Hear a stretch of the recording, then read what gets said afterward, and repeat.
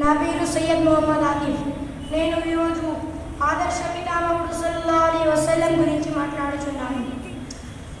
Uhud మైదానంలో భీకర యుద్ధం కొనసాగుతుంది. ముస్లిం సైన్యం చేసిన చిన్న తప్పిదం వల్ల యుద్ధ వాతావరణం ఒక్కసారిగా తారుమారైంది.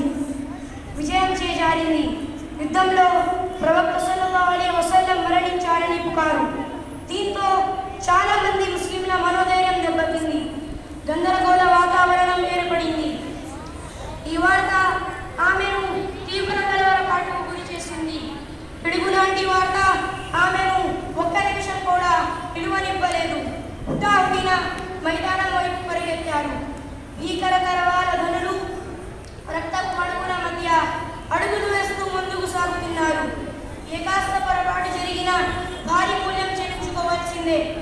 అయినా బెదరని, నిబ్బరం, చెదరని చూపు చివరకు ఆయన సల్లల్లాహు అలైహి వసల్లం చేరుకున్నాయి.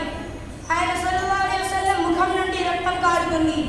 అది చూసి ఆమె కళ్ళు నిండుకున్నాయి. తను తాను సంపాదించుకుని ఆయన గాయాలు కడిగిందామె. అయినా రక్తస్రావం ఆగలేదు. బూడిదను గాయంలో వేసి కట్టుకట్టారు.